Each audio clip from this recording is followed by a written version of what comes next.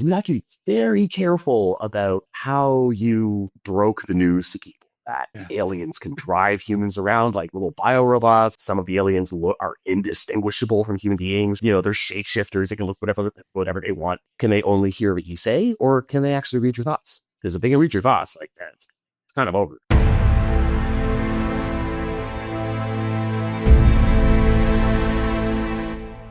Welcome back to Mind Matters. I'm Harrison Cayley. Today, I have joining me for the second time. First time, it's been a while since we've had this guest on. 3 years. John Carter, who writes Postcards from Barsoom on Substack. John's been a Substack friend of mine. We correspond and sometimes we chat. And we had a conversation recently that I want to continue to have on here because the ideas are fun and John's got a great mind. And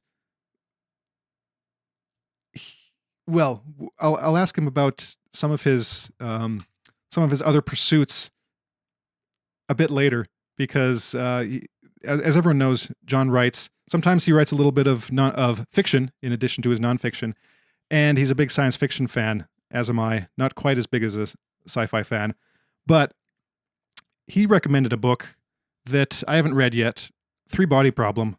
I mean, I've watched the Netflix show. I've heard I should watch maybe the Chinese adaptation, but I haven't read it yet. It's really cool. I'm going to read it. But one thing kind of, in addition to John mentioning it, another thing spurred my interest. Now, this was the interview with that Jesse Michaels did on American Alchemy with Harold Malmgren. Now, for anyone who might not be familiar with it, Malmgren, at the time of the interview, was 89 years old. He died just a couple months ago, right after the interview was done, actually, just a few weeks after Jesse Michaels was able to interview him. Malmgren was a presidential advisor. He was 27 years old in 1962, and he was one of Bob McNamara's whiz kids.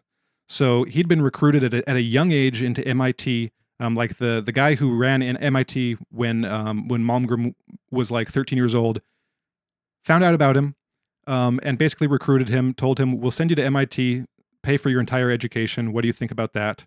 Because Malmgren had been writing letters to the Atomic Energy Commission asking about nuclear physics and sharing like his thoughts on on like the cutting edge of physics at the time at 13 years old. So the MIT guy came to his house and they talked about like quantum physics. Malmgren, like in retrospect, he says, I don't know where I was getting these ideas, but I was basically talking about like quantum entanglement before quantum entanglement was like a thing. And so this guy was like, okay, this guy's smart. We want to recruit him, into our circle. So paid for his education. By 27, he is in the war room during the Cuban Missile Crisis.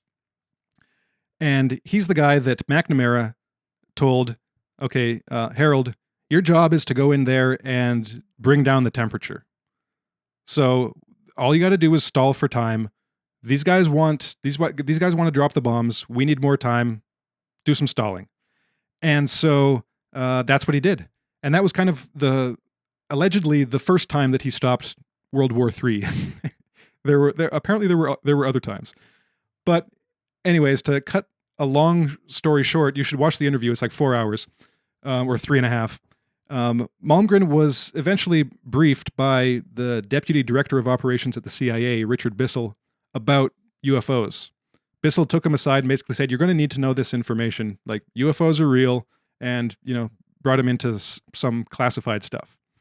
And Malmgren, he had some other experiences that he talks about in this interview, some including the Bluegill Triple Prime atmospheric nuclear test, where they were testing what was it, like a microwave anti-ballistic weapon, like that would take out nukes in the atmosphere.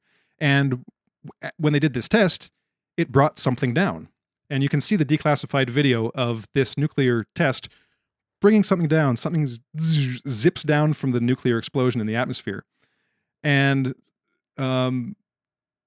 again, long story short, Malmgren found out about this, and he's like, "Well, I need to be briefed on this," because he was in charge of all these nuclear tests. He was the guy that was uh, in charge of like funding and budgets and all this stuff. He had the top Q security clearances, everything, presidential access security clearances. So he went to Los Alamos, got briefed. They told him this was a UFO, and let him touch it. They let him touch some of the debris that was on the desk of what's the guy's name, Edward or something Geese, Gise, Jeff Bezos's maternal grandfather or grandfather. I can't remember. Anyways, one of the things that Malmgren allegedly told Michaels, this wasn't in the direct interview. This was just something that Michaels said at the beginning of the interview as a kind of intro.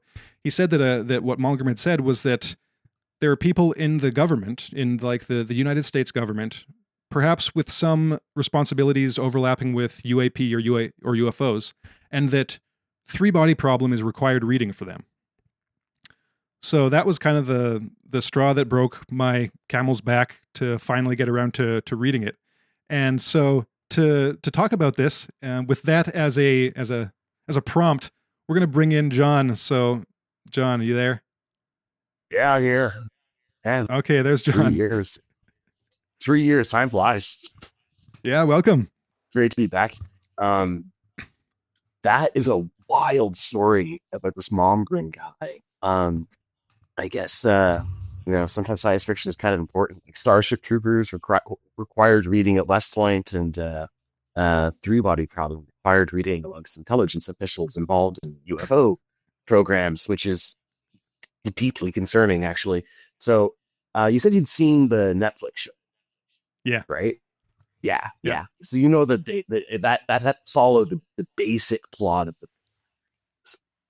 so we got for any readers who some I apologize with books and show you.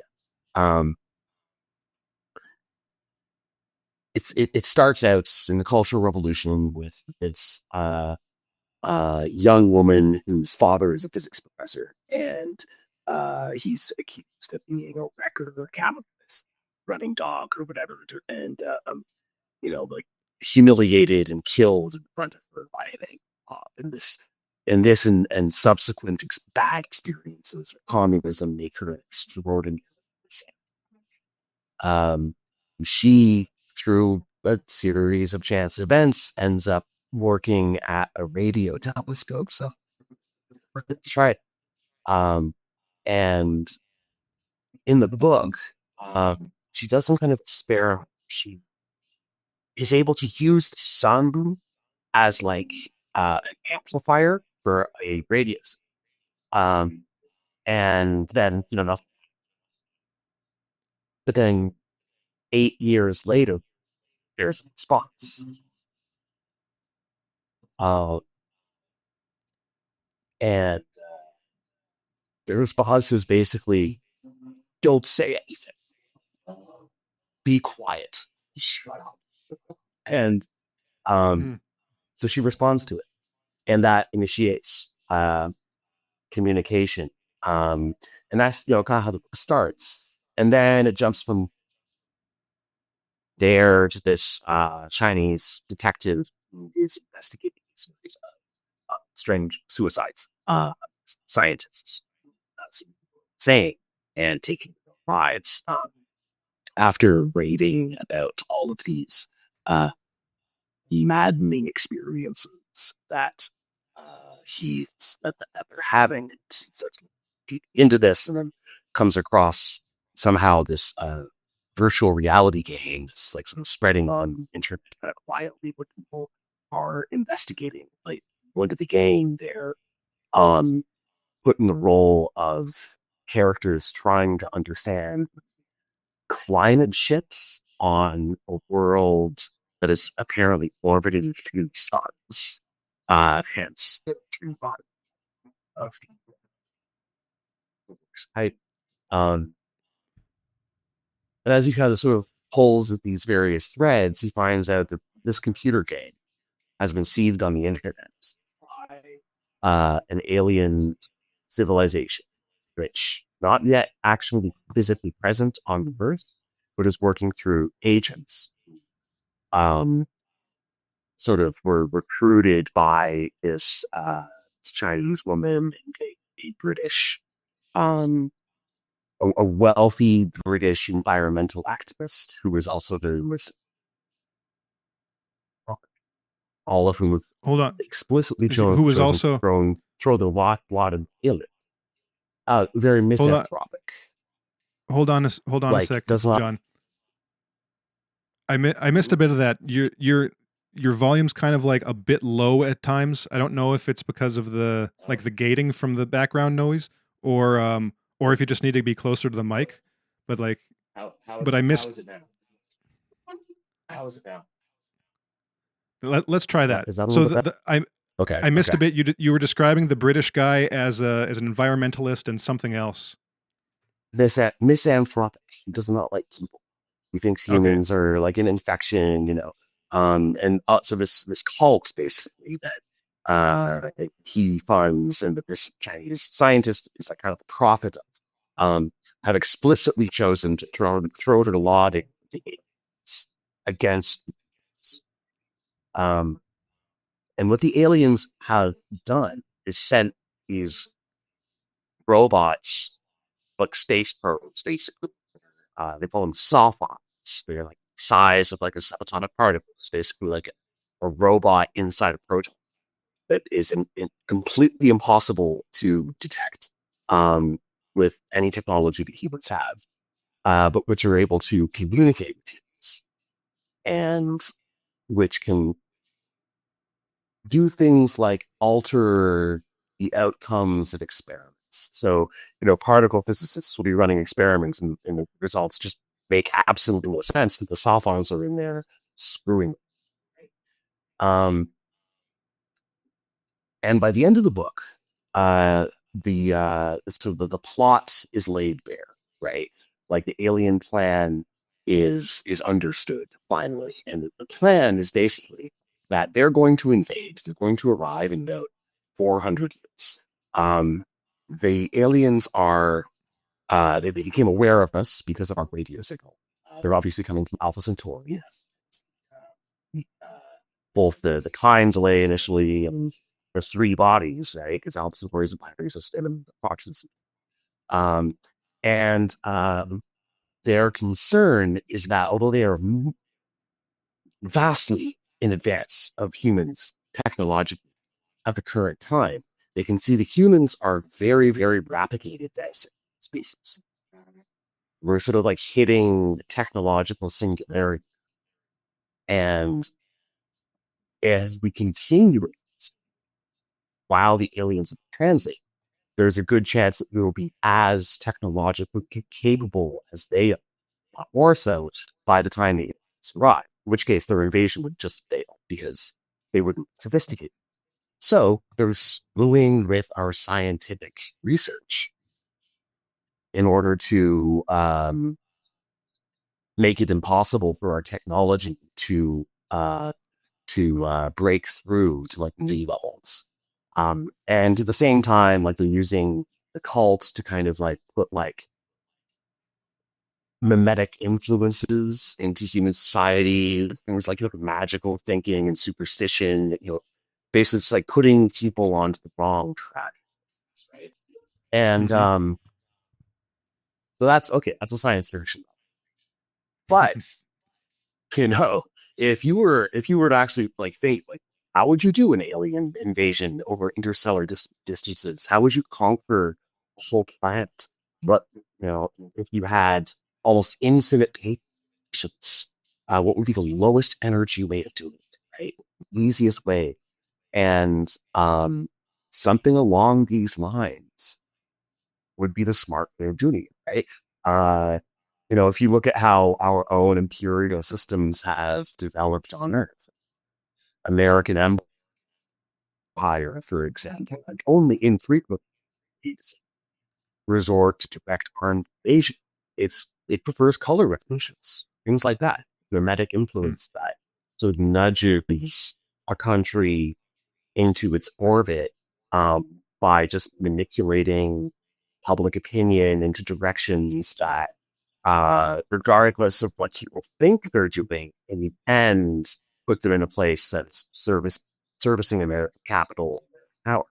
Um, Scale that idea up, uh, throw, throw in a lot more patience, like not like months or years, but centuries or millennia.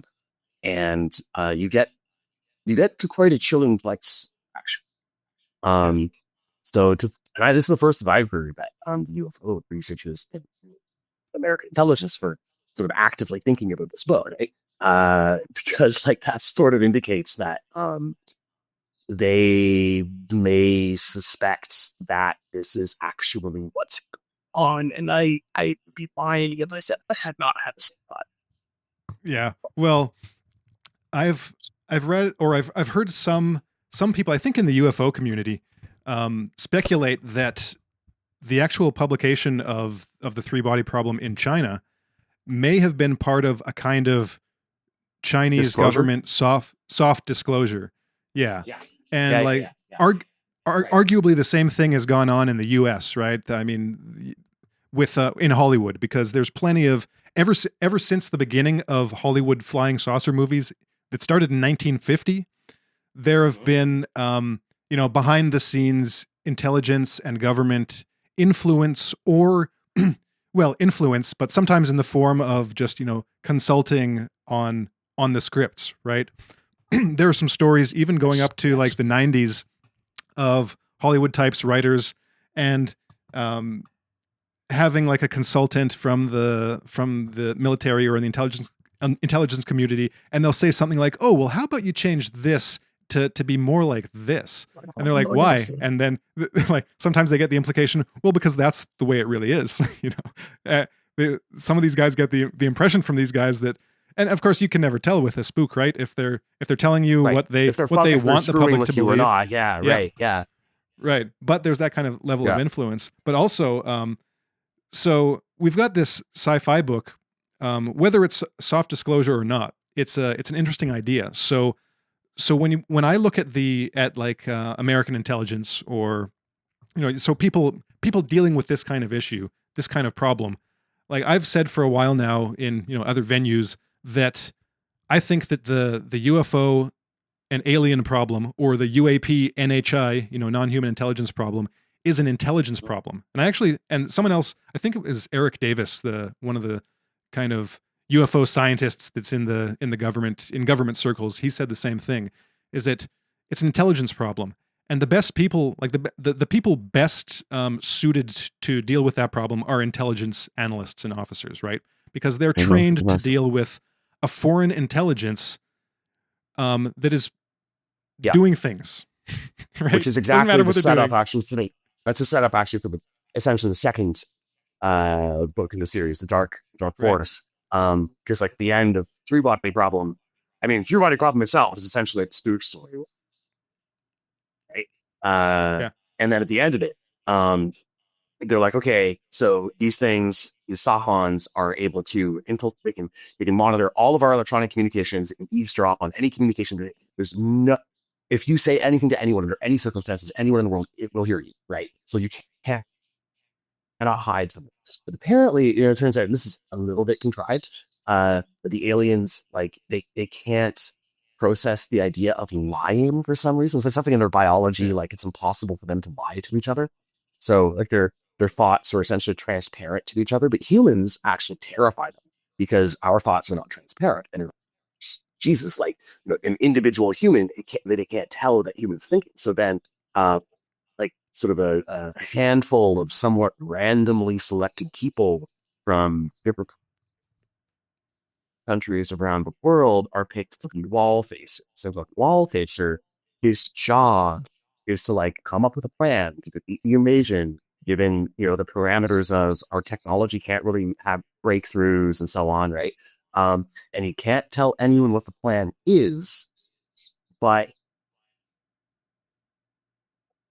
he has basically absolute power to requisition whatever he needs, to give whatever orders, and they just have to be followed, right? Like basically no limit on this.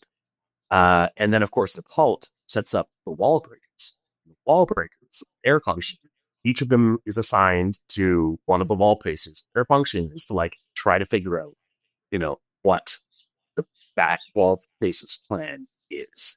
And then like as that novel goes on, um, like the first several of them, they have their plans and they're all kind of a bit conventional. And like one by one, the wall breakers sort of like, figure out what it is. And like a wall breaker like show up to the wall facer. You're like, hi, I'm your wall breaker, and this is your plan. And explains the plan to the wall facer. And if he gets it right, if the wall facer is just like, fuck, like, yeah, that's it. Like you got it. And like, you know, they shoot themselves a lot of time after that. Just like, it's hard to fail harder than that.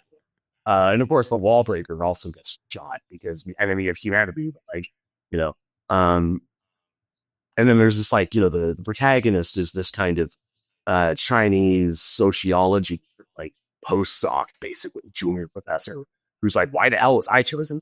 And like he doesn't even think he's the right choice. And he spends like 200 years just kind of like walking around. Like there's hyper-sleep in the story so they can, Yeah. extend their lives. And like he's like, oh yeah, I'd like this really nice cabin in like the Swiss mountains actually, and like just he's almost like abusing his powers, where he's just like lolling around, he's not doing anything, and of course his wall breaker is like, fuck is this guy doing, right? And like after a while, everyone's just like, this guy's just he's just a write off. He's not even doing anything. Like he's just giving up. But what's actually happening, of course, is that well, yeah, he even thinks he's given up, right? Because he's like, I can't see anywhere this can work. Like this is just hopeless. But like, so he's just checked out, and then like, but his subconscious is like working and working and working on this problem of the axioms of cosmic sociology, which sort of suggested to him like, toward really his career. Interesting thought experiment. His back of his mind is chewing on these and chewing on this until one day he kind of has this like conceptual breakthrough and figures out what he calls the dark forest theory, which is now like a leading um, explanation for the Fermi. So have you heard of this? The which the Fermi or the Dark Forest? The dark, well, obviously in the first, right? The dark forest. Yeah. No, I haven't. Have you no, you haven't heard of. Okay, so the dark forest is basically that. Um, it only works in a slower than light works because it assumes extremely slow communication across interstellar distances. So you become aware of another civilization, several light years away, at some distance, and you know that they exist. They don't know that you exist yet. Before you make contact with them, you know absolutely nothing about them, right? Except that they exist. That's their soul. They may be benign, they may be malign, and they may be indifferent, with sort of the three general possibilities as to their disposition towards you. Now, generally, you know that they will probably be expansions because that's what civilizations are like. They're going to want to grab resources around them. Resources are limited. If they come into contact with you at some future point, maybe millions of years later, they're like, squabbling over the same resources that you want to use. There will be conflict over that because the resources are limited and the desire for resources is not. This is one of the axioms of cosmic sociology, which is basically applied biology. Um, you know that the rate of technological advancement can be extremely rapid. So that even if when you first detect them, they're fairly primitive, that might not be the case in even a couple thousand years. Like they might have ascended to like dodge like level of sophistication, right? At which point you can't do anything about it. And you know that because all of these things that you know, you simply derived logically without any additional information beyond the fact of their existence, that they would be able to do the same thing just by if they detect you.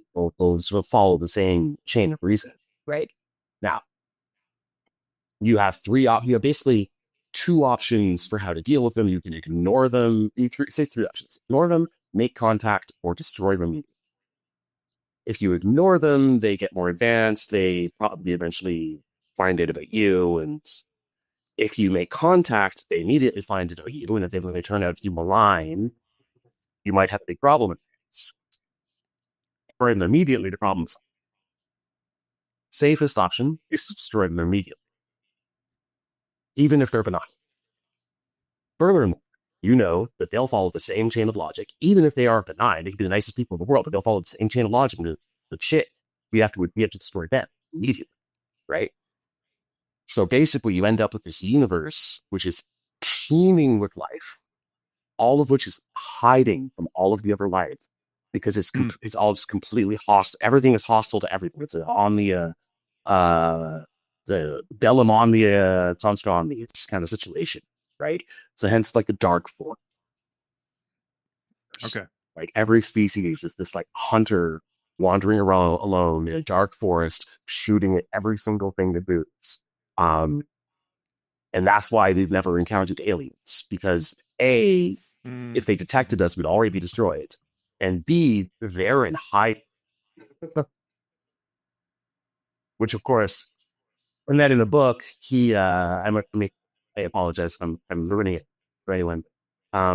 Basically, that the wall facer is then able to like use the dark forest theory to extrapolate basically a game of chicken, mutually assured destruction chicken with the invading aliens, where the only way to head off the invasion is to set up a system that will broadcast the existence of the human civilization to the entire galaxy in a way that we will not be able to ignore, thus rendering Earth absolutely useless to the aliens.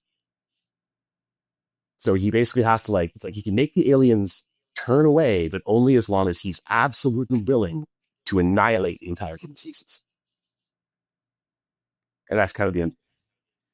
Wow. Yeah.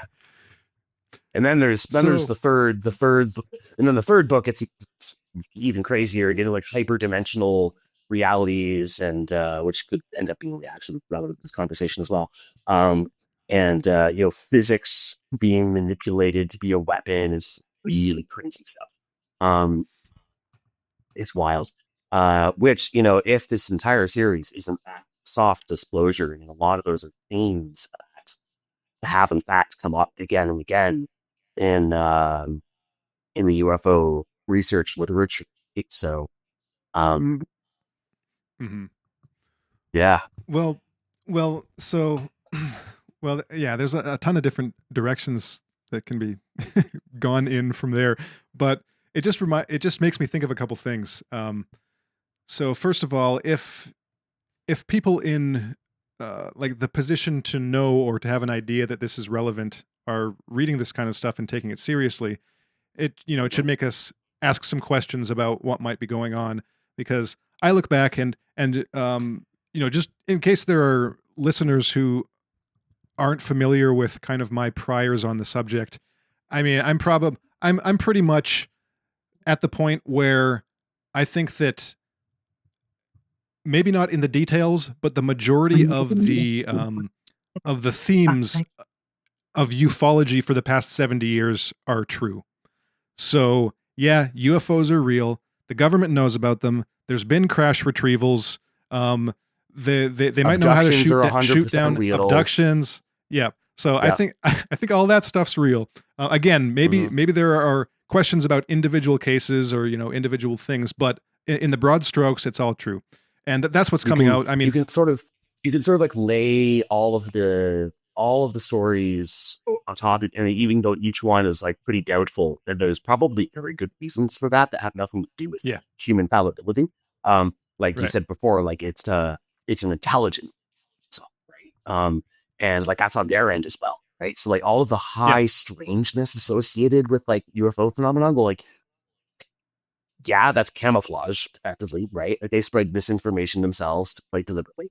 But you can take all of those stories, you lay them on top of each other, and kind of take like the median image, if you will, and like sort of Yeah. something probably fairly reliable starts to emerge. Yeah. Yeah.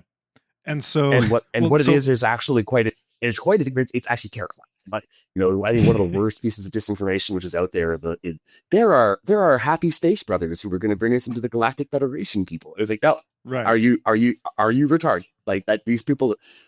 So like as a general principle, right, when it comes to like camouflage in the biological world, when something is camouflaging itself from you, there's two possible reasons for that as far as I can tell. I might be missing one. So, if I am, add one. But the only reasons I can really think of are that it's scared of you or it's hunting Mm-hmm.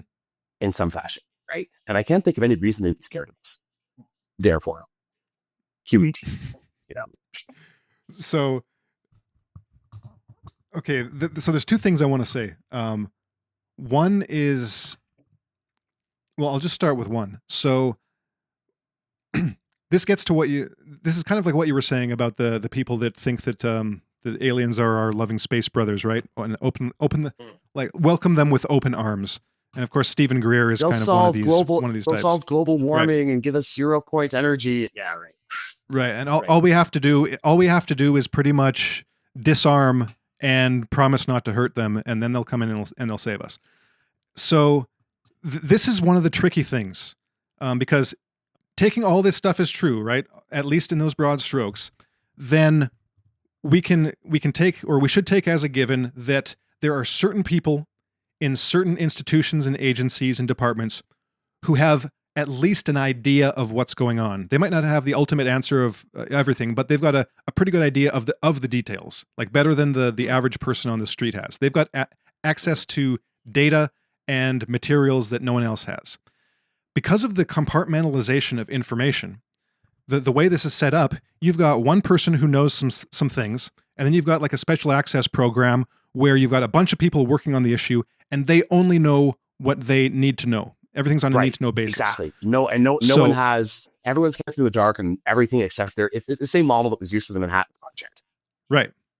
And so then, as a result of that, let's say that one of these guys that's near the bottom comes forward, as a whistleblower, goes public. Now he can share what he knows, and he can share his thoughts and his opinions on what happens, or on what's happening.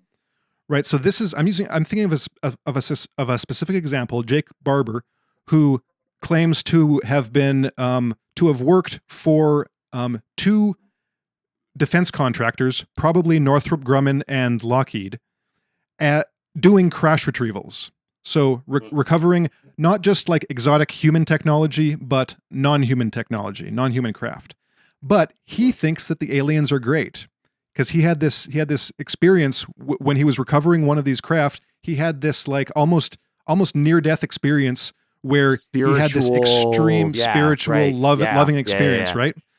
Now the aliens like reached into his brain and like pushed the happy buttons, and he's like, oh, like right, potentially, and I'd think probably, but I feel for this guy, because, and also for the people, like, let's say that they're using weapons to shoot some of these things down. That's a big allegation that they have these. As soon as in your opening bit, like you mentioned, like the nuke knocking something. Scott is getting this McMillan, is that the guy's name? Malmgren. His attention. Malmgren, getting Malmgren's attention. And then my first thought was like, wait, how many of the atmosphere forecasts were like taking down UFOs? Like how many of those crash retrievals were like aliens screwing up, and how many of them were like kind of, we brought them down deliberately, right? Which if we can do that, that's a I like. Yeah. Like, yeah. Well, that's one of the things that, again, wasn't in the direct interview with Malmgren, but Jesse Michaels said that, I think he said that Malmgren told his daughter this, Pippa Malmgren, that bluegill triple prime test, he later found out its purpose was to take down a UFO. Ah, I was right. Okay. Yeah, there we go. Right. Right? And Yeah. apparently they have like these microwave weapons or EMP. I can't remember how like directed microwave weapons or something that are used for that purpose. And so a lot of the people at the bottom, a lot of these operators, like let's say that's true, a lot of these operators, imagine being one of them. You don't have need to know for anything else. All you're told is point this weapon in that direction and fire and take that thing down. And then you go and recover it and you see a bunch of dead bodies in it, right? Right. Right. Bunch of little like Now, gray what are- aliens or something. And Right. Yeah. Right. So what are you going to think? Well, I know what you're going to think, or I know what some of these guys are going to think because some of them have come forward publicly. Like some of them have come forward and said, "I've been forced to do these types of things, or I was part of this like retrieval operation, and we just treated these aliens like shit. We treat them like they're just like and these guys are compassionate to these aliens. But I would suggest that it's possible that it's only because they don't know any better. And if there were sharing of information, like if this was more of an open secret and they were actually brought in, they might actually be like, okay, good. Like, I don't feel bad about shooting these things down. Like, maybe they're, and one of this came up in, I think Whitley Strieber said this recently. Who was it? It was either, no, well, I can't remember who it was, but it was someone in the UFO community. They were hypothesizing about the gray aliens and how they are essentially like what would a word be? Artificially created like biological drones. Yeah. I've heard that concept a lot. Like that they're basically like bio robots. The person like remote piloted that like yeah. Right. And so I think it was Whitley Strieber that explicitly said, yeah, they don't care if those beings die because they're basically robots, right? So It's like losing skin. For them, it's like losing skin cells. It's like they're annoyed at the loss of physical capital, but like it's more like vandalism in their eyes than murder, I would say. If you kill an Nordic on the liver.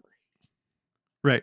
But my point about this whole little like digression was that both for the operators that might be shooting down UFOs and killing aliens, as well as the general public who might find out about this, the public is being put in a position of sympathizing with what might be potentially like an alien threat, essentially, because the people that know won't share the information that might let them come to a different conclusion about it.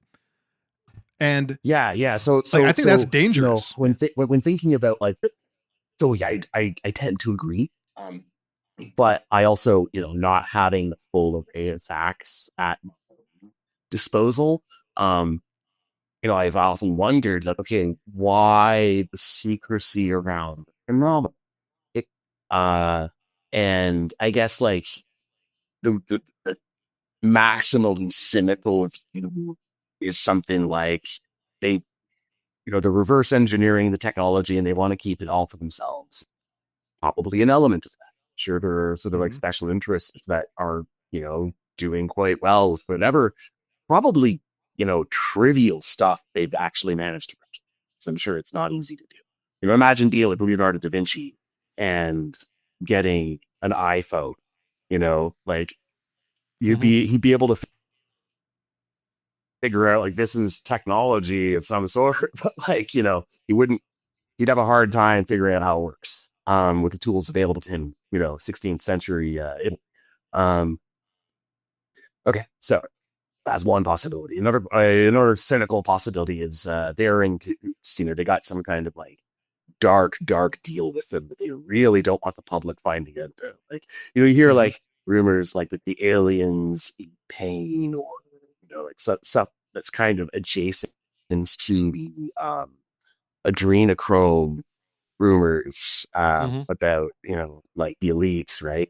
Like maybe they're supplying the aliens with adrenochrome or something in exchange for technology transfer, something along those lines. Obviously, if that was happening, they really would want people to fight it with that.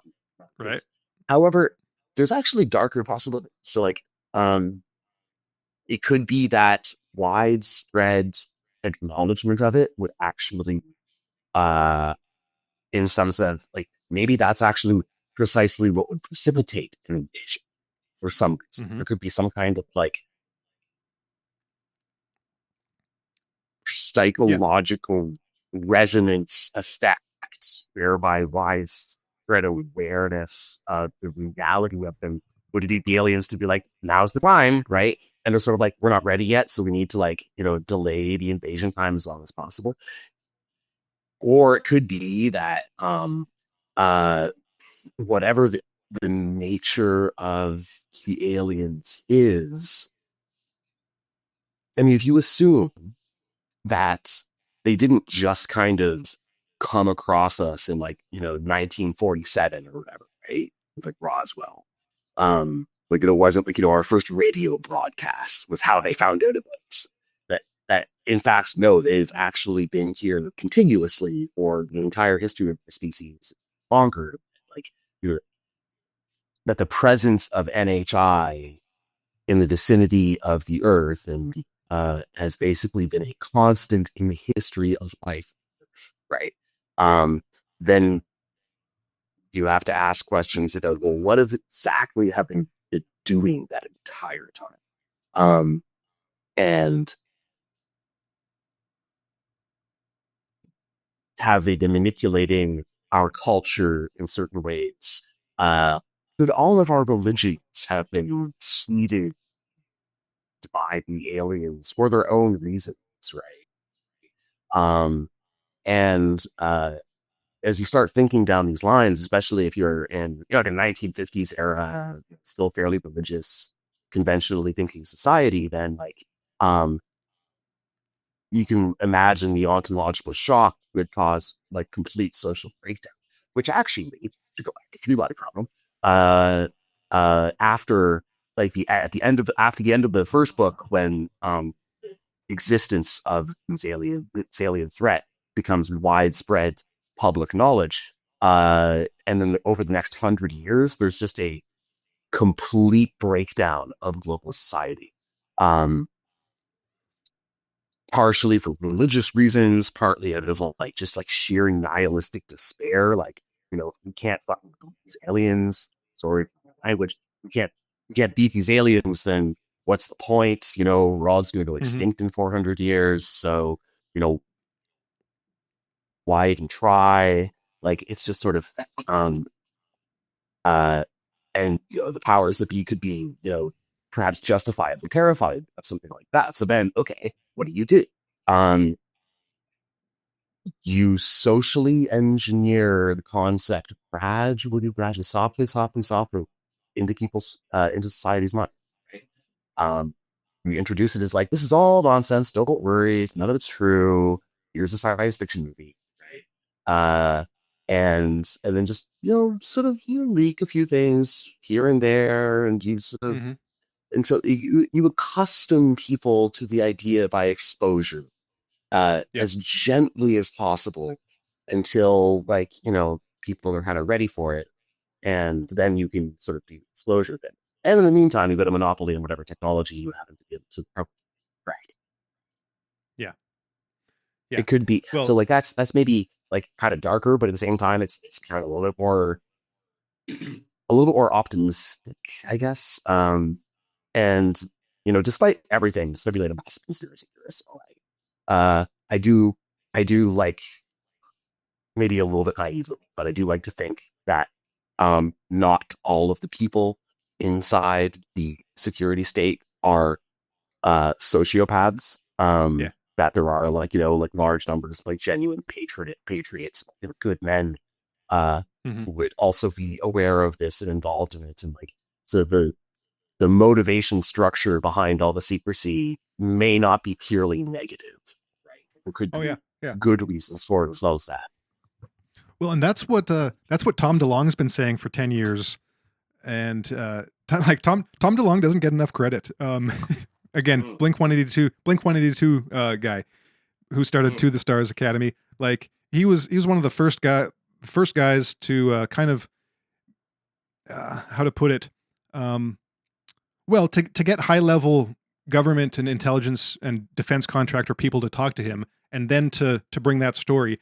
And the way he tells it, the way he got them on his side was by him empathizing with them. He basically went up to these, like he had a fan who was like the daughter of one of the head honchos at Lockheed Skunk Works, and so that he got invited to like a some kind of function where everyone could bring their wives and families, right? And so he got a meeting with this guy, and him and some other guys that he eventually talked to. His pitch was basically, I understand why you guys did it, and I agree with you. I think you did the right thing, but it's time to it's time to do something different. You the evil bastards. Right. Right. It's like, but guys, like society, people are ready now. Like we can do this now. Like, it's time to stop hiding. Yeah. Right. We're ready for the truth. Yeah, and I can see that. Like she you a few good men. You can't handle the truth. Right. Well, and there are still people that think Jack that, Nicholson, right? I'm sure. A Few Good Men. Yeah. Absolutely. And right now we're seeing that conflict. Kind of lean to. I do kind of personally. I do. Well, I also, and I can see why there was because let's be real. Look at the general population, right? You got a good chunk of the population who can, I think, probably do have the level of like epistemic maturity that they can handle it. But you also have a lot of people that absolutely can't, like would not, like their brains would shut down. Probably a lot of people would just be like, it's all a psyop, it's not true, none of this is all nonsense, Yeah. And yeah, I mean, I think it still would cause quite a bit of social chaos if, like, they just kind of came out straight up, like Donald Trump gets out on stage with Xi Jinping and Vladimir Putin and Ursula von der Leyen and they're and Modi or something, and they're all just like, so it's all real.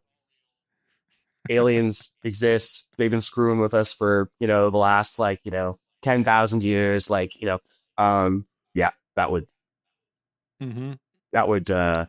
maybe, I don't know, would it cause rioting in the streets? It might still, but I think you'd have a lot of people being like, staying home from work for a while, really questioning, but the I meaning think of life. Like on the one hand, I can see both scenarios, right? I can see where I can imagine the kind of social breakdown and hysteria, but I can also imagine people being like freaked out for a couple days and then realizing that their life is exactly the same. Bingo. Yes, I've been saying this for a while. I actually did literally say just this in my recent piece on the possible detection of life on K218b.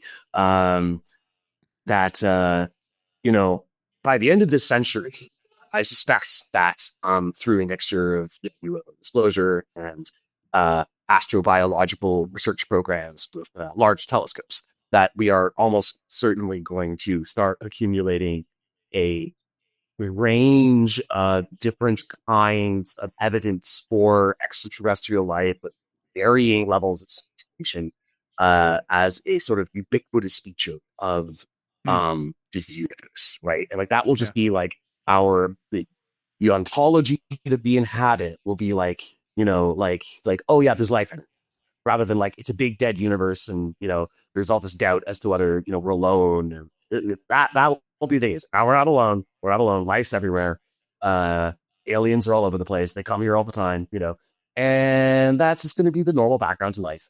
And underneath that, human life will simply continue as it always has, because this is what happens. Actually, like when we found out that to use an example from another piece that I wrote, kind of touching on these themes, again, like an epistemological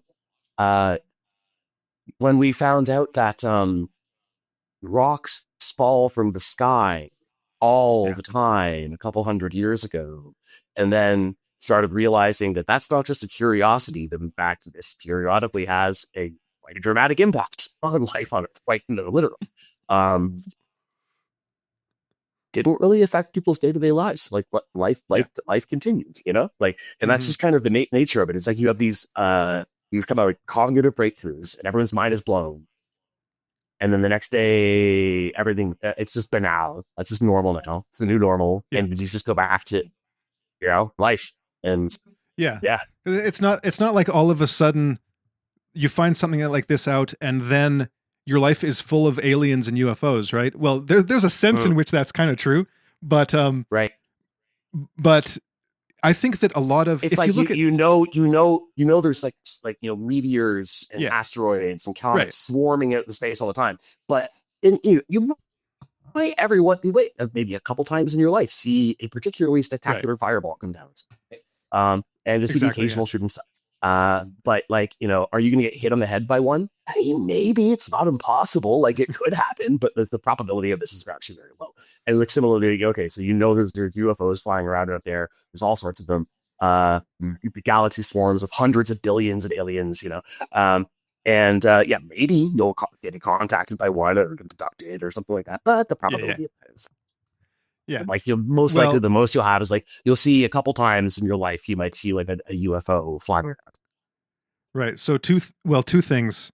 Well, first, really quick on that, I've read some people who actually hypothesized that one reason to keep it secret is that a widespread awareness would essentially create an epidemic of the so-called hitchhiker effect, where you get into UFOs or you visit a certain like Skinwalker Ranch, and then you start having the experiences for yourself, right? And those experiences actually start as a result of you getting into the topic, right? And so there's that to consider. It could be. Well, I mean, so right. So that sort of ties into what I was saying before, but like there could be some aspect of which widespread awareness leads to the phenomenon itself becoming far more common experience, right? It's sort of like I think in Christianity there's something of a notion of like if you think about demons too much, like you kind of attract demons, So like, it's like, it turns out like there's certain places you can go and you're much more likely to encounter UFOs, and then people start like going there and right. But the second thing was like people often cite the War of the Worlds hysteria, right, from 1938 or something. But seriously, like I just thought of this right now. If Wells or if Orson Welles had done the same thing, but done a broadcast about just a foreign invasion where they're dropping bombs, people still probably would have freaked out. Like it wasn't the aliens; it was the fact totally the same reaction. Yes, right. It was that they were being invaded, right? And aren't you just describing the typical American way of starting a war that people don't want to? The false flag. You tell people there's a war on, you just got attacked, and like the dog kind of thing. So I mean, like I think like one of the positive effects of disclosure. We're talking before about like the extreme compartmentalization of all of the research programs, except I guess the very, very highest levels. Well, like the effect of that is to map civilly impede the flow of knowledge. It's literally actually, the point. But by disrupting network formation, yes, we're able to keep secrets a bit more effective. But the ability of the social complex to act as a network to understand the phenomenon is massive. It is basically disruptive. Right. It's like right. Probably it's that compartmentalization is probably why they haven't made so much progress, I think, in sort of tracking problems. Whereas if you open it up, so it's probably a certain kind of social chaos that you experience results of that. Although I think a lot less than how it would have been the case in the 19th. For various reasons, people are a lot less religious now. So like having with the religious priors challenged wouldn't have as big of an effect. They're much more accustomed to the concept of alien life as like a high likelihood feature of the universe. So again, like, a lot of people kind of go like, I knew it, but then, whatever chaos mature, you would have the upshot, but like, okay, it's all sort of out in public now, right? And we can start sort of studying this as a social topic and taking like all of the brightest minds and not put into little compartmentalized programs and talk to each other and compare notes. Right? And maybe as a result of that, quite rapidly reverse engineering their technology, doing the alien technology what the Japanese did to Western industrial technology, strap up to a an equivalent level of sophistication for a short period of time. We might, whatever the nature of the threat actually is. If we put all our heads together, we probably have a much better chance of understanding how to counter, right. Well, one of the things that Malmgren said was that might, in his opinion, probably the number one reason why JFK was killed was over this issue. Now, this is coming from from one of Kennedy's advisors that worked in the Kennedy administration. One of Kennedy's advisors, one of the whiz kids, and totally right. Right, because he said that what from what he knows and what he's been able to piece together and what he thinks is probable, Kennedy wanted to open up a dialogue with the Russians about this topic. He wanted to share the American UFO information with the Russians, and so that they would work on it. The Russians would reciprocate, and they could work on this together. Right? Yeah. Right. And Alan Dulles and like James Angleton in the CIA were like, and probably many others were like, no, we're like, nope, we're not doing that. We're not doing that. Right. Yeah. And right. Because we need to reverse engineer this for ourselves, for our own military advantage, right? Basically, so that we can kill the Russians. Yeah. Right? But so Malmgren, the way Malmgren presented it was that this was JFK's vision was basically one. It sounds cheesy, of like world peace, where the great powers worked together. Now, this was Reagan's idea too, right? When he's like, "Oh, if humans ever encounter an extraterrestrial threat, we will band together and it will unify humanity." You see this idea. It's such a trope in science fiction that it's become almost like an unquestioned assumption that people have that awareness of extraterrestrial life, particularly of an extraterrestrial threat, would unify the species. And I cannot help but be skeptical, actually, because if I look at actual examples of post-contact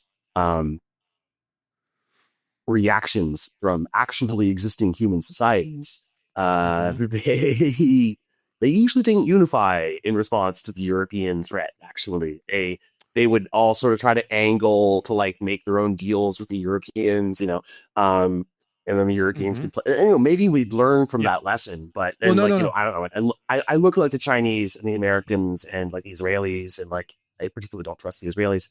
Call me crazy, but and I just feel like there would be states, and organizations that would defect or that wouldn't be on board. But Mike, I've got one counter to that. It's not a great one, but it would be that. I'm getting this from Turchin. It would be that in human history, all of the times that human groups have banded together have been because they were facing an external threat, a shared external threat. Yes, that's true. Yes. So it might not always happen, but every time it does happen, it's because there's a front line, right? Right. So right. Yeah. And it does happen sometimes. I guess it's just a question of whether that's actually possible for the human species given its high level of fragmentation. Yeah. I mean, I don't know. My sort of working assumption is that even as we start expanding into the solar system and industrializing space and such, that this is not going to unify Earth any more than the Age of Empires unified Europe. We still have independent polities on Earth, each with their own little empires off world, and that the existence of aliens would not necessarily lead to. I mean, it might. It might. At the very least, at the very least, I would prefer a world where the United States and Russia worked together on this and and weren't at totally at each other's throats, right? Yes. I in this case, I completely agree. Like, share information, people. Come on. I mean, like, it is such an intrinsically hard problem to wrap, right? Like, to understand even the nature of exactly what they are, exactly what their capabilities are, why they have those capabilities, like how they do what they do, um, what precisely their goal is, like, Mm-hmm. um, and all of these are open questions. And you can draw. I think enough is known generally now that, like, certain plausible scenarios for each of those at a very general level can be drawn. Um, but I don't think anyone knows for Yeah. sure. And Right. it's also, I think, very likely the case that the aliens themselves will have been doing everything in their power to spread as much disinformation Yeah. as they can. I think, Yeah. I think, for example, one of the most, if there's one thing you can rely upon in any uh, account, any close encounter of the first kind, I mean, there's a conversation, sorry, third kind, where Yeah. there's a conversation with NHIs. It's that what the NHIs say is going to be completely incompatible with what was said by some, another continent.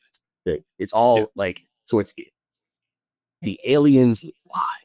It's all bullshit. Can't trust anything the aliens say. So that you're obviously just deliberately putting as much, like, informational chaff into the human Yeah. environment as they possibly can.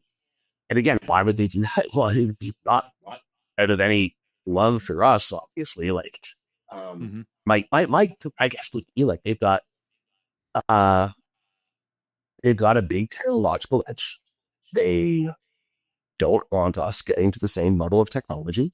Because if we did, either we become a kid, or whatever it is that they're doing, which is in some sense, right out of understand, extremely profitable, um, becomes a non-viable enterprise. There's a Earth as farm or like game preserve sort of interpretation, where in some sense they're like being on us. Mm-hmm. Um, the energetic or whatever in some subtle way. It was like, but that if we got to the same level, they wouldn't be able to do this anymore. And they want to keep feeding. So, like, they don't want us reaching that level of technology. So they'll do what they can to kind of like misdirect us and they send us down the wrong path. Um, by telling us bullshit, by maybe they seed nonsense physics into uh into our scientific communities that send us down blind alleys. You could Mm-hmm. imagine that, like, very advanced species that had a very high level understanding of physics would be able to sort of develop false theories of physics that um that provide an excellent predictive model at, like, sort of just at one level in advance of where a given society is at a certain moment, but that is a blind alley beyond that like leads nowhere useful and is not actually a Yeah. true model, right? And like, that would be a very clever way of slowing the scientific and technological development of a prey species. Mm-hmm. Yeah. So I've what I want, like this is on my wish list. I want either a movie or a novel that is pretty much a spy drama that takes place. So you've got this well placed intel person, like someone like a David Grush, but I want to see I want to see how all of this plays out within that community where you have it's got to be super paranoid, right? So like 70s paranoia thriller where you've got someone in a position where they have an awareness of this kind of thing, but they don't know who to trust because there are all these different factions, right? You don't know if you're dealing with a faction in the intel community, which is essentially like in Three Body Problem, the people who are essentially working for the aliens, who may themselves be aliens, right? They may be like decoys that have been inserted into into the power structure. So it's kind of They like might a be microcosm. they might be like MK Ultra's agents Yes, of the yeah, aliens who don't even realize they're agents of the aliens. You know, like any of these things, right? Yeah. Or the right. aliens So might just have the ability to listen to anything, yes, anywhere. You know, you exactly, can't hide anything from them. You Ex- know, like yes. So exactly. that's yeah. And it's So three body problem in Dark Forest. The right, Dark Forest kind of that is that level of paranoia. right. But in the Yeah. microcosm, right? Right. So eh, because I think that's probably the way it is. Well, that's probably the way it is, but I don't know how many people are aware that that's the way it is. So I don't know if this is actually happening.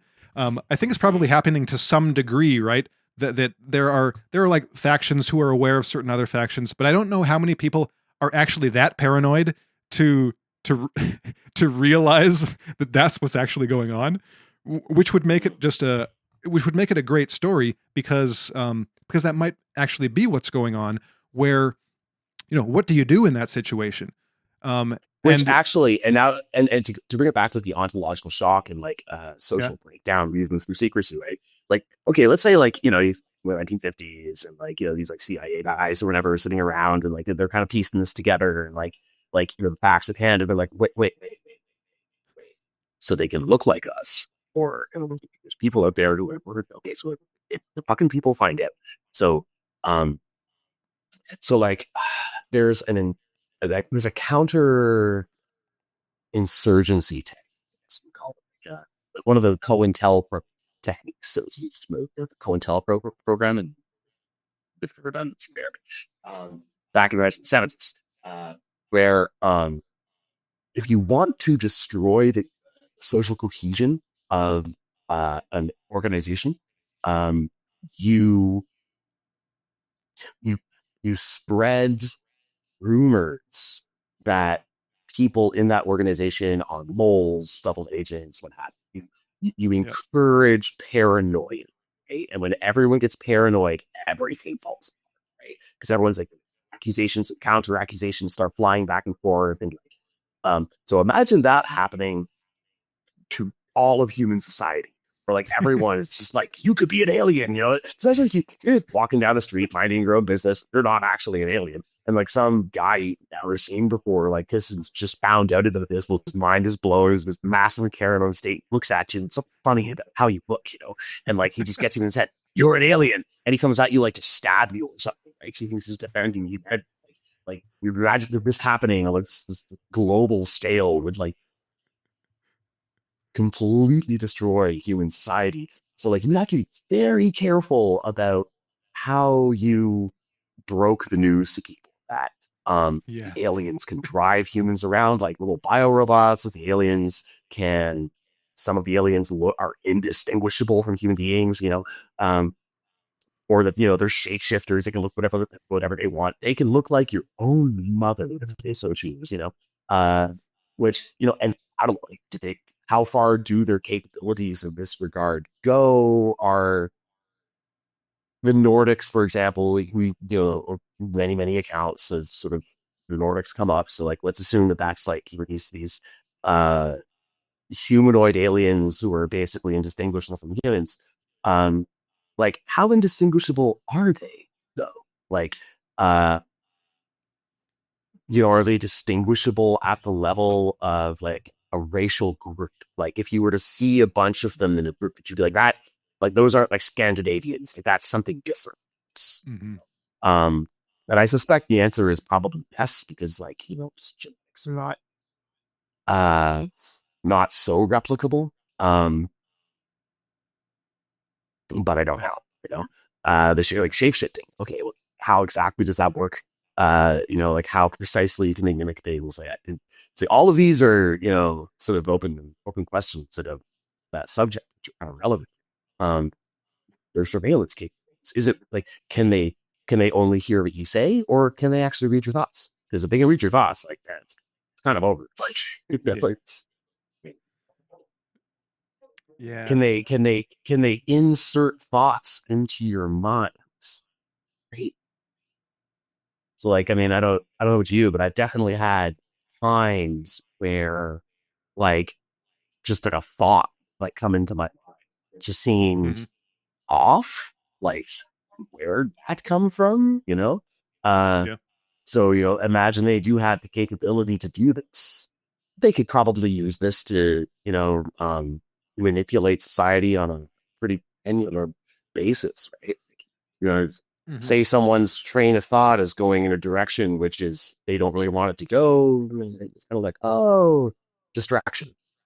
And they get, and they sort of derail and like send that person off in a direction. Yeah. All good questions. Just I would just give one possibility or one comment on that, and that would be that at least in terms of a story, the story wouldn't be very good if they were just all powerful, right? That doesn't lead Right. to a good story. So Exactly. I'm gonna prefer to live in a world where the story is is satisfying, so that Mhm. they need some weaknesses, right? They can't just be able to do everything because that wouldn't even make sense with what we see, right? If they If were they just have, all powerful, if they are we if they are literally gods, you know, A, we're fucked, yeah, right? But like B, would we have been able to knock their UFOs out of the sky with right, nuclear yeah, weapons and like radar beams and shit? Like probably not. Actually, that sounds to me like it's not like hyperdimensional, psychic, spiritual god beings or whatever. You know, this is just like hmm, these are simply biological entities that are intelligent like us, that have technology more advanced than ours. So, like, you know, one of the points that I made in our Telegram chat a few weeks ago, it's something I've been thinking about a lot, right? Whatever. So I'm constantly reading in the UFO literature, hyperdimension. No, totally right now. But then I'm like, okay, if you were to encounter the crew of the Starship Enterprise with all of the capabilities that they have, like, you know, teleportation and cloaking devices and faster than like travel and, you know, um, holograms, you know, all of this stuff. Uh, it would be really easy to conclude that you are dealing with, you know, some kind of like godlike spiritual being. Which in fact, you know, was a plot of like several episodes where they come into contact with, uh, you know, like pre-warp drive civilizations and, you know, think they're gods, right? Um, yep, and but like, you know, of course, because the Federation are the good guys, you know, when this happens, they have to explain like, no, no, no, we're just like you. You'll be like us one day, you know. Uh, and it's in the contact, of course, happens accidentally, and they're only observing for scientific reasons. But you know, if the aliens are actually kind of hostile, then and like that's definitely a disinformation story that I would spread, because if they're just like these like hyper evolved spiritual entities, then like the capabilities they have are actually fundamentally beyond humans to ever access until such a time as evolve, you know, and who knows when that's going to hmm, happen. But we're not going to get there by technological like R&D. So it kind of hmm, dissuades the technological R&D. Um, but if it's all just tech, then like it's just a matter of a research program, just reverse engineering their stuff, throwing enough human minds down the alien spacecraft, and we'll figure it out, you know? And like then you kind of made the point that like, well, yeah, but like, what about like, you know, psi phenomena? Where does that come in? Because that does seem quite real as well, sort of intertwined with the whole hmm, UFO phenomenon, which, and yeah, definitely. But there's probably an aspect to which, um, like if you have an understanding of reality as sort of made of information or consciousness at a more fundamental level than what's made of matter and energy, um, this almost certainly unlocks um, entirely new spaces of technological possibility, right? Um, yep, and uh, when I look at most of the discussion around those kinds of topics, it's all sort of cloaked in mystery and woo and like like there's been other efforts to like study psi phenomenon, like sort of somewhat empirically, but like, there's all, I don't know, all like sort of quantum spirituality stuff. Like, I'm not really like impressed by much of it because it doesn't seem to lead anywhere actionable, right? And it's like, damn, like that's another spot where again, if I were aliens spreading disinformation in order to derail the humans, holy shit, would I ever target that spot in particular and flood the zone? Because that's probably exactly where humans need to be looking in order to figure out how that works, right? Um, Mm-hmm. yeah. Yeah. So, hmm.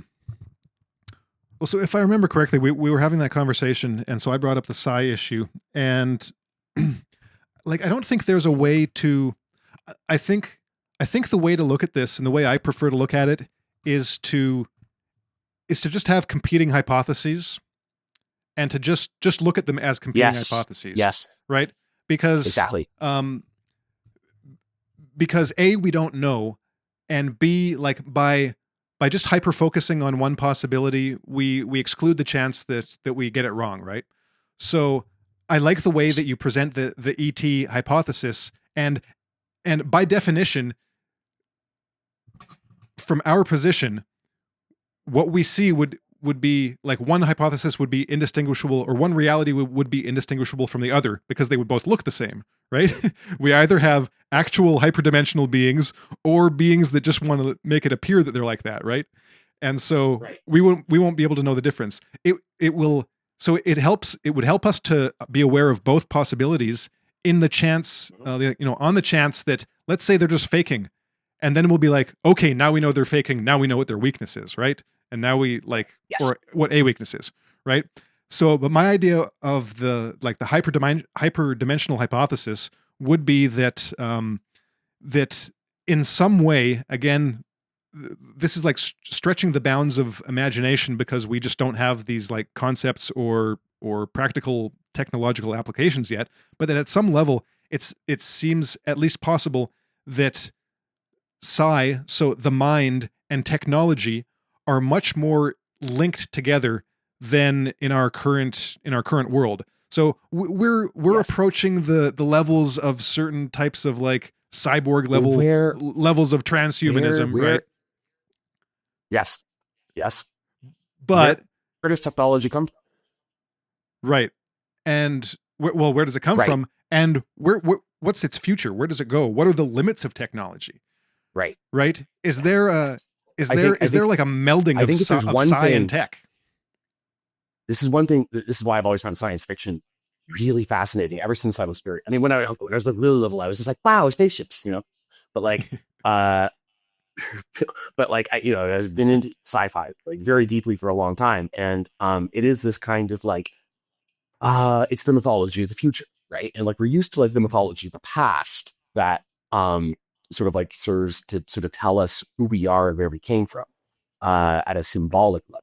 Mythology of the future is sort of our way of like, conceptualizing where we might go in the future. This is a very like, fundamental role of the human imagination, even apart from like, technology. Just in terms of like you imagine yourself standing up and walking across the room and picking up an apple in your teeth, right? It's like the intentionality of the imagination or it's deeply important. I think there's an element to which it's something that our friend Mark Besson talks about. Anyone who's any listeners, like, if you haven't come across The Cat Was Never Found, Mark Besson's Substack, you need to read it. Like he's such a creative thinker. So he's written a lot about like how basically like if you can imagine, it's almost certain to cost. It's just the pathway to get there might take a long time, right? Imagine yourself getting an apple. Look at the pathway to there is like 3 seconds in the future. It's very easy to do.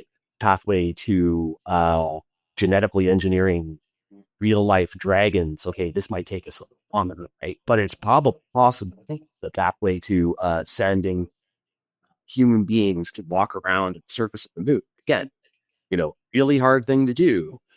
People kind of dreamed about that for a long time, and then we kind of got to the level where this was something. And I strongly suspect that one of the sort of secrets to reality is that anything that can be imagined is possible, and it's just a matter of like the pathway from where you are in space and time with your current configuration of matter and energy to like this other configuration of matter and energy in which this thing that you've imagined is an actuality. Right. And that might be a very, very long and tortuous path. It takes a ridiculous amount of energy to get there, but you can get there. Yeah. Which is, yeah. So, Well, that like, faster than light travel, probably possible, almost certainly Mhm. possible, actually, because it's something to be imagined doing. So, like, yeah, like, Mhm. for example. Well, so this reminds me of something else that we just kind of briefly touched on in our chat, and that was the idea that I brought up of I talked about this when I was on Mark's podcast, and that was like a level of a level of well a level of humanity above humanity, or a level of being like consciousness above humanity, like because we kind of perceive ourselves as just the pinnacle of the biological world, and then don't really imagine anything beyond that, right? um Yes. there are Yes. all kinds of mystics and stuff who will hypothesize about like the future human, right? What might a higher state be? And Mm. so we were talking about this, and it seems to me, if we compare ourselves with animals, for instance, like we can at least kind of guess at the level of mentality of various forms of animals. Like we can't Well, necessarily get in their heads. Well, maybe if we do like psychedelics, that might actually be a method of well, there's that, doing there's so. that famous Thomas Nagel essay, what is it like to be Yeah, that or something, right. right? Where Well, he and sort I'm of makes sure the that some point that people who like have just done like LSD know giving what it's giving like. the how maybe, but like just like giving like the difference in sensory modalities open to a bat. It's actually kind of extremely difficult to like imagine what it's like Right. for a human to imagine what it's like to be a bat. Right? And then like what would it be like to be a paramecium? Like, Right. uh, but that said, like I think what I'm getting at is that you have a much easier time modeling a mind at a lower level, whereas Right. modeling a mind at a higher level, like by definition, you can't do that. Sort of the arc is now. I guess my counterpoint to that would be dogs. Hmm. Dogs, obviously, like if you're sitting there doing, calculus by pen and paper, it doesn't understand what the hell calculus is. It doesn't know what the human is doing with pen and paper. But dogs have an incredible ability to model the emotional states of humans. They Yeah. can understand all of that very, very like even better than humans can in most cases, right? So like, it's certainly not totally impossible to model a higher level of mind at all. It's just like there's certain aspects that you're not going to understand. Yeah. But like, a dog can understand that a human can do things that a dog can't do, right? Like, when Right. it wants to go outside, the dog understands that I can't open the door, but the human can open the door, right? Hmm.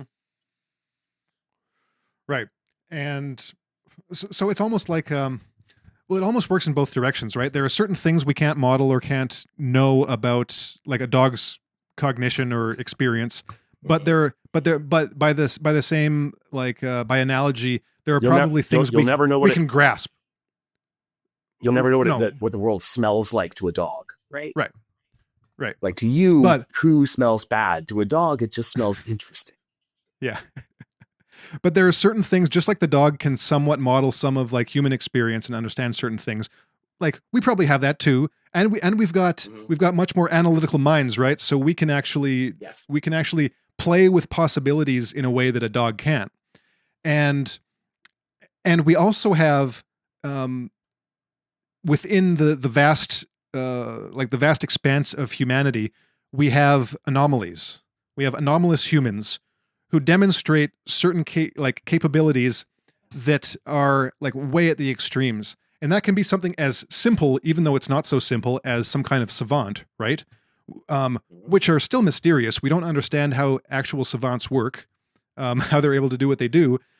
So I'm thinking about extraordinary abilities. So this might be the people that are seemingly human calculators who can do an extreme amount of just calculation in their mind that seems like they're just accessing some kind of data bank, or supercomputer, and just grabbing the asteroid instantly. just grabbing it. Yeah. Or extreme examples of like psychics.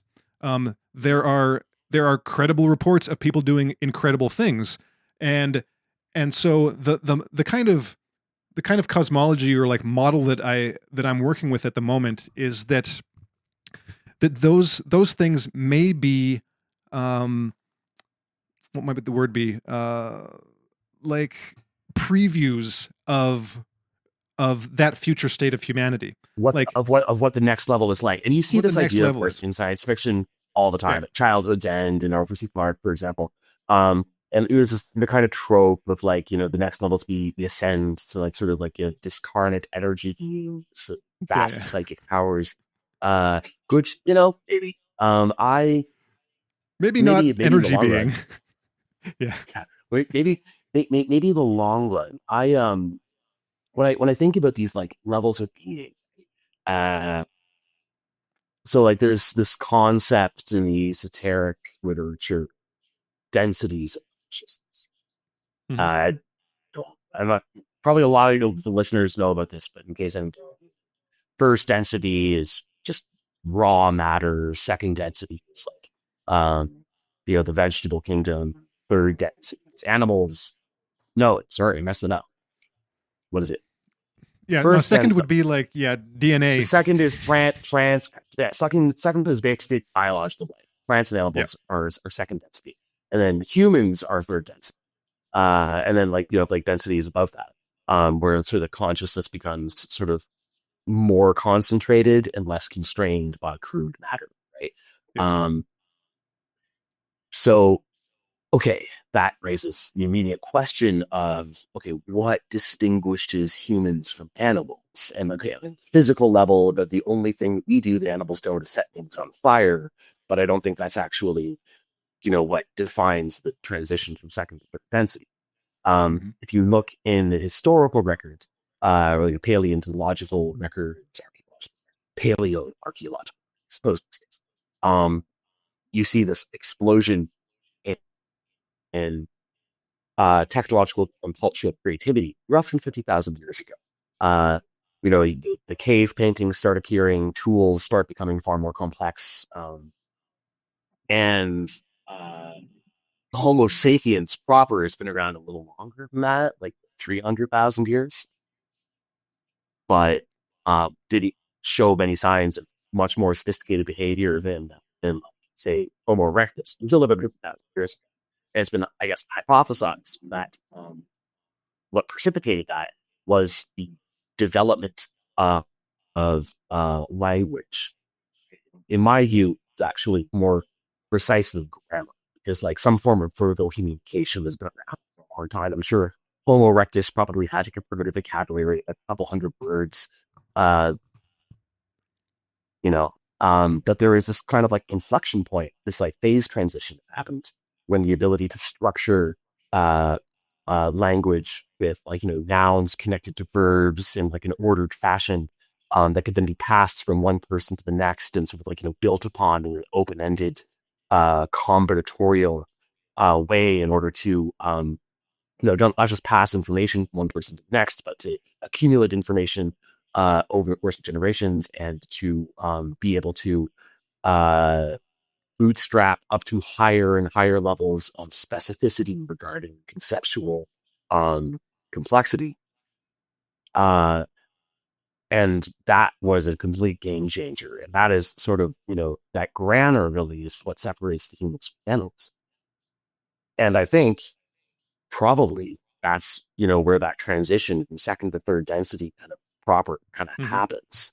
Yeah. Because it's at that point that you have humans as entities which have suddenly a very different relationship to time Yeah. than animals. Animals generally live in the moment. Sometimes they'll have like a vague idea of like, I mean, obviously they have experiences, they have memories, um, they have the behavioral Let patterns. They can me anticipate let me to a give you certain degree that a I might funny be hungry example. later, so I think it was, I can't remember who said this. I think it might have been Theo Vaughn, or I might just be hallucinating that. But someone that I watched recently had a really good observation about dogs. He just said, "Do you realize that there's no dog that is aware that it has a grandmother or a grandfather dog?" And it's like, oh yeah, yes, yes, yes. That's actually an excellent way of putting it. They know they had a mom. yeah, They don't. They almost certainly don't know they had a dad. They would not understand that concept at all.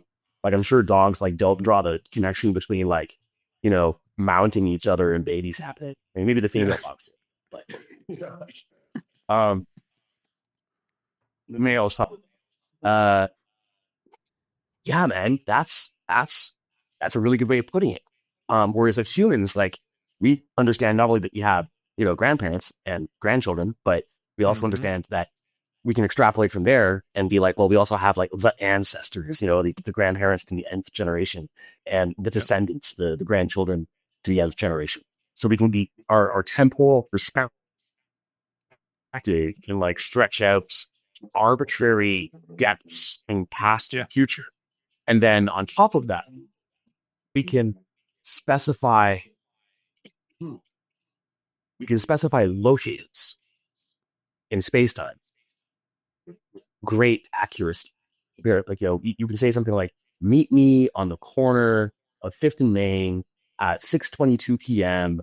on, Thursday, right? And like, you can't give that kind of instruction. Hmm. You can say, come here, boy, and like, like that's about the best you can do. But like, we can sort of, and we can make plans that go like, deep, deep, deep into the future. We can remember plans from deep into the past. We're not always very good at it. But like the capability is there, and we've gotten sort of better at it as time goes on. Right? So one of the interesting things to me about this transition from third to fourth, from second to third density, it seems to have happened about 50,000 years ago, um, is think about how the world changed when that happened, right? Like from the perspective of everything that wasn't one of the human entities that was suddenly speaking in language, nothing changed. But the fundamental character of the world was completely altered, but it was only perceivable by those entities that were involved in transition themselves, right? And then, Yeah. like you come back 50,000 years later and we've covered the planet and like, glowing cities and like, the animal life on this planet is now sort of pretty aware that they're sharing the planet with something like kind of weird. They can't really understand. They learn to large sort of kind of like avoid, like, um, but, uh, but at that moment of transition, like there was no explosion, there was no, like, and I can't help but wonder, you'll talk about like a transition third, fourth density. It'll be something a lot like that, where like there will be some like very subtle, because like, if you think of the transition from simply using one word nouns and maybe verbs, like maybe Homo erectus did, to using grammar, that's actually that's a subtle thing, subtle but extremely powerful, right? So it could Hmm. be something like that, where there's this like just subtle but extremely powerful like cognitive shift, which is experienced by a subset of the human operation, which actually just kind of like they're now inhabiting a level of reality that the rest of the human species is actually not. The rest of the human species is completely like can't even see this is happening, right? Hmm. But like but at a cognitive level, the people who do experience it are now inhabiting a very, very different, and this will fundamentally change the character, but it won't be something like, bright light flashes and everything is wildly different, at that moment, it's sort of like you'll have to wait for matter and energy to rearrange itself sort of in time and space, which might take thousands of years for that full transition to play out. And maybe parts of that, um, maybe part of that transition is understanding at a more fundamental level, like what the relationship between mind and time actually is, such that you now inhabit time in a very different fashion. Yeah. Yeah. And well, I would add that part of that might be, this is getting into some Chris Langan territory, is accessing having a greater understanding and awareness and control over the fundamental grammar of reality, to bring grammar back into the conversation, because Langan's all about reality as a language, right? So so exactly. if you look at the world as this kind of how does he put it, like I can't remember the phrase he uses for it, some kind of like a self-generating something language. It's like a self-compiling language or something like that. Yeah. Well, Self-generated, whatever it is. self-compiling language. Yeah, he's got a whole acronym for So it. I mean, he's got something in neologisms that yeah, understanding each neologism kind of requires like several paragraphs at a minimum to like. yeah, for sure. But so this world where there are there are rules and a grammar that underlies like the structure of reality and the way things work. Right. And Right. at the lowest levels, those things kind of happen pretty much automatically and without much like conscious input from the universe itself, or from the beings that inhabit the universe.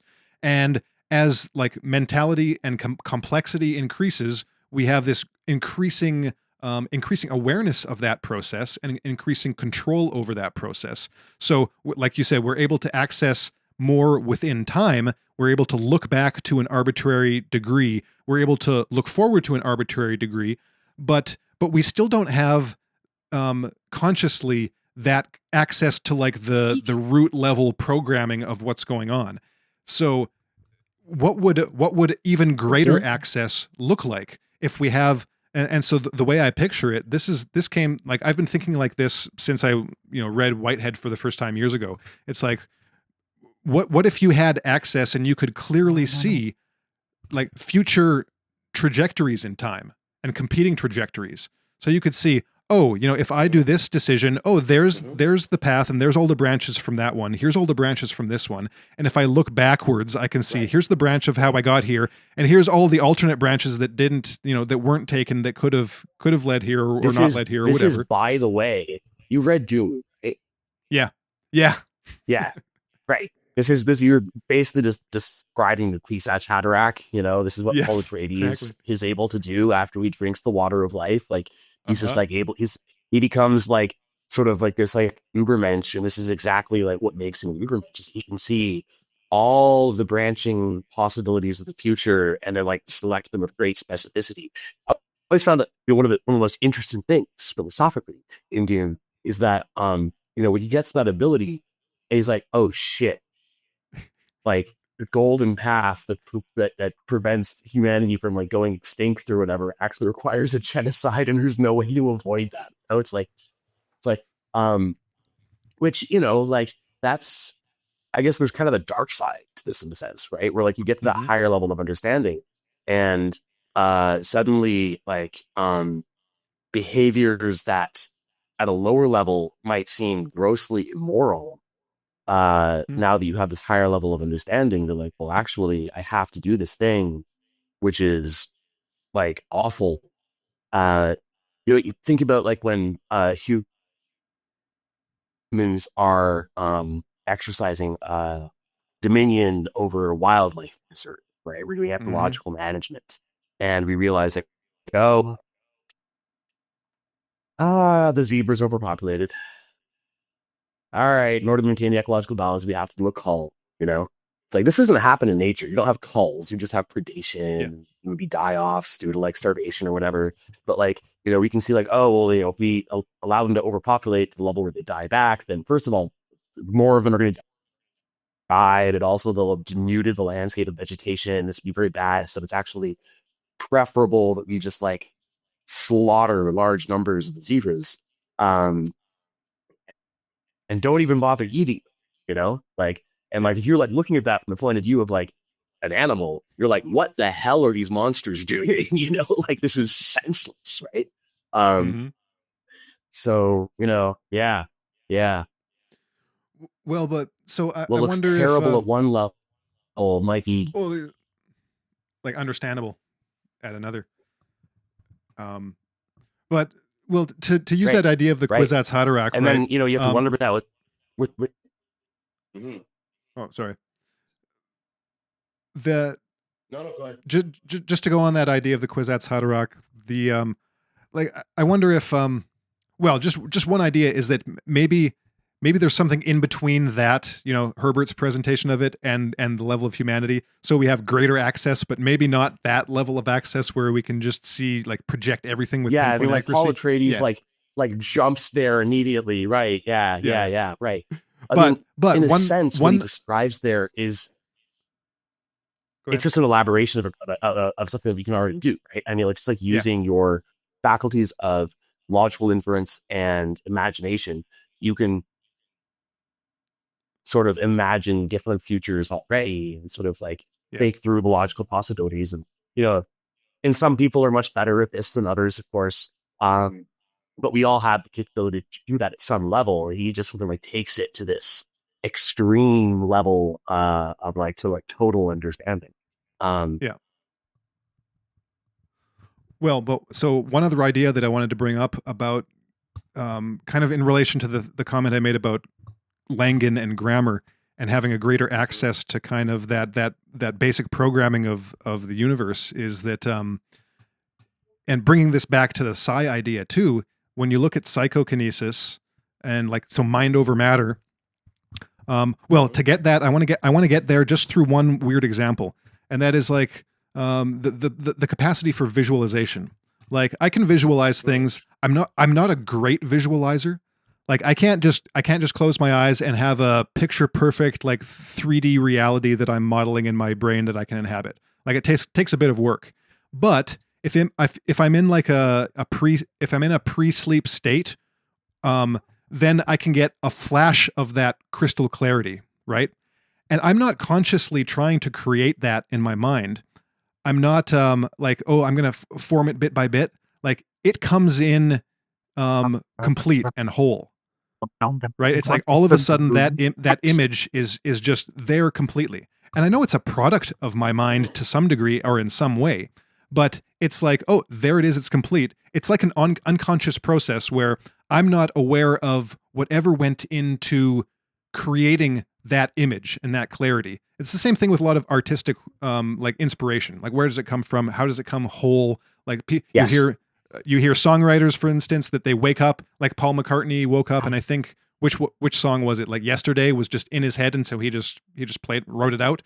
And so I'm using that as a kind of analogy for what the limits of psychokinesis might be. Like, can you imagine you using your mind? Like, let's say the future of genetic engineering is you just have to think about the creature, and the DNA forms itself into whatever that creature needs to be, or whatever it needs to be to create that creature, right?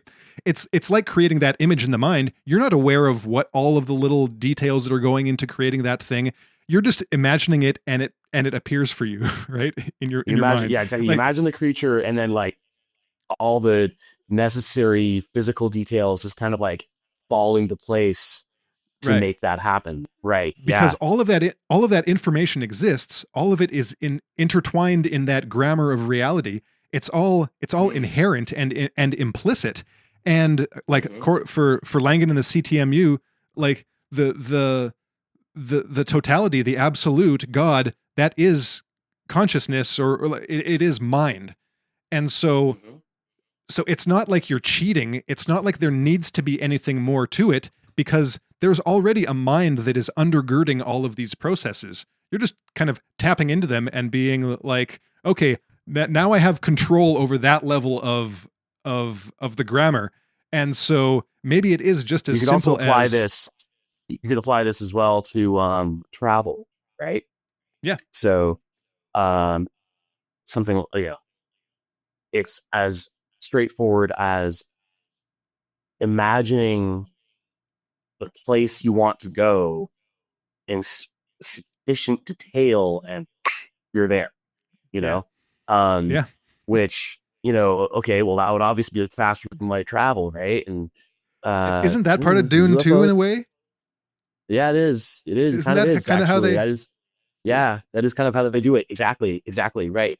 And UFOs seem to have some capabilities that would sort of suggest that they can do this, right? And that would probably look like hyperdimensional stuff. Now, but the thing that to bring it back to the technological stuff, Yeah. notably, we don't typically see gray aliens flying around, or just like peering places. They come in UFOs. They come in technological artifacts Mm-hmm. of some kind, Mm-hmm. right? That indicates that the travel capability that they have is reliant upon technology, which maybe use interfaces in some important way with the kind of side capabilities that we're talking about. It's like this deep understanding of grammar reality, but this is not actually something that, or maybe it's not something which is easily done without technology. It's possible to do, but this is very, very difficult. Mm. And the technology makes it much, much easier. Um, Yeah. like without fully, it's like it's one thing with Langdon CTNU, I sort of have the impression, from what I've read, like he's with his notion of this kind of reality grammar, like he's kind of cracked like a key concept, but it's still at the very conceptual level. Like the actual ramifications of that, the sort of the the quantifiable consequences of that have not been worked out well, right? Um, Yeah. Maybe Langdon's just not smart enough to do it. Maybe it's just like just one guy isn't enough. You need like a lot of people thinking about this for a long time in order to like sort of fully develop the theoretical framework in order to actually turn it into a technology. But it's like, okay, well, we know the grammar of reality exists. What is that grammar? And how do we speak it? How do we sweet talk the universe Yeah. into, like, if I want to be big and strong, like, why do I actually go to the gym every day? Why can't I just, imagine myself back to being 20 years old and jacked, like, Mm-hmm. as an example. I'm sure that simple wish, puts me at a low spiritual level, but I don't care. Um, but it's notable that like all of the encounters with Nordics, no one's ever met an old Nordic, and no one's ever met an ugly. Mm-hmm. They're all tall, jacked, beautiful. Like that's Mm-hmm. probably not Buxom. accidental. Like, yeah, exactly. The women are all hot, men are all like like chiseled, and it's like, so well, yeah. And if you'd imagine yourself in a human form, in any human form you want, probably going to pick the most beautiful human form you can. Like that's just, yeah, kind of follows. Yeah. Well, we've been going for almost 2 hours, so I think we should wrap it up. Maybe did I have a You should. final thought One of my there? earbuds already died. Already. Yeah, All right. they only last Well, like 2 hours. So we'll pick this up another time, and not in 3 years, but uh, I'm just trying to. I think I had a response to something that, or just wanted to give one final thought, but I've lost it in the grammar of reality. Maybe it's this happens as the podcast Oh, okay, gets yeah, to, yeah, yeah. I've noticed this, it gets to the 2 hour mark and you start like Yeah, losing it's like, your oh, what's ability going to on? like on thought. Yeah, right. No, This is how you no, know you're it not at was. fourth density yet. It wasn't a super profound thought. It was just a short response to your observation about grays and flying like physical craft, and just I would just offer as a possibility that in that case, if like the kind of hypothesis we've been playing with is anywhere close to correct, that it might not be that technology is required. It's just that like that might be, we might be looking at beings who are at kind of like the training wheels level of like mental ability, right? Right. And that there Right. might be Yeah. beings that are levels above them that just have to think, and they're there, right? And Right. Yes. so yeah, I just throw that out Yes. there. I think that's absolutely possible. That's kind of what I was sort of getting at a little bit. We were talking about earlier about like the transitions between densities, right? Yeah. So the third density transition was a phase transition, but we didn't go from animals to landing on the moon the moment we started speaking in grammatical language. It took a good 50,000 years for syntax to evolve to a sufficient level of complexity to be able to store the amount of information necessary for us to develop those technological capabilities, right? Mhm. Um, so, I think it might be probably very similar in this case. It's like, so Yeah. you make that transition. Okay, now like you're at that level, but you're at that level like a really, really, really low level. Like, and then like, instead of if you look at like second density. Okay, if that's the entire plant and animal kingdoms. Second density is like literally everything from An like amoeba, a, to a like a chimp. bacteria, Yeah. like a bacteria, the most primitive possible bacterial cell or archaea or whatever, what have you, like right up to, like an archaic Homo sapiens Yeah. Yeah. Yeah. and everything in between, right? And like that's a vast range of capability, of complexity, so like, Mm-hmm. um, but like over that range of capability and complexity, like in a sense, the fundamentals aren't changing that much. And then like you hit the Yeah. language level, and it's like suddenly the fundamentals have changed. Although I do wonder if maybe this might have happened in other parts of the animal kingdom before. Like sometimes I wonder about ants. Like, do they kind of do something that is similar? Like does the ant ability to communicate with pheromones, do they actually have of, of pheromones that they can use, which is why they're able to like have these eusocial, societies like of like millions upon millions of ants that are vastly more intelligent than any one ant, Hmm. and then they unlock capabilities that, uh, would be completely out of reach of an individual insect, such that, for example, leafcutter ants in the Amazon are the dominant herbivore, despite the fact that they're literally insects, like reshaping the forest floor and like everything. It's I don't know. That was like a last minute thought. Maybe this has happened before, right? Like, Yeah. Yeah. Well, here I'll add one more last minute thought, and that is the idea that grays, um, the the idea to imagine grays as the somewhat self-aware extensions of the consciousness of another being that are almost like the materialized form of subconscious subroutines of thought and will. Mhm.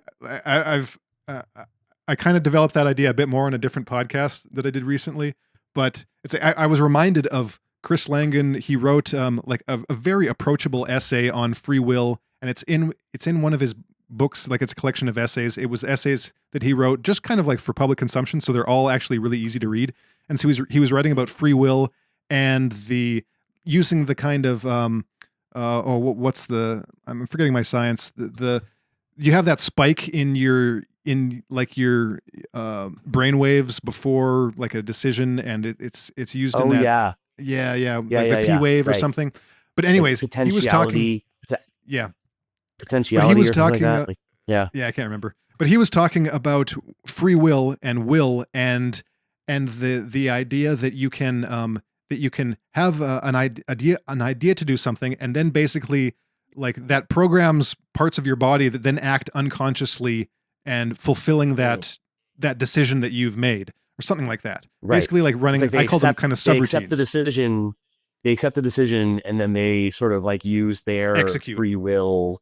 They align with that and use their little bit of free will to like, yeah, Yeah, and so that yeah, grays are like an advanced version of a super developed mind, and that's what unconscious mental processes look like in in just like a crazy world. Anyways, that'll be my I mean, I final would say, speculation. I would say that actually, like that sort of understanding of grays is not even that far off capabilities that we already have.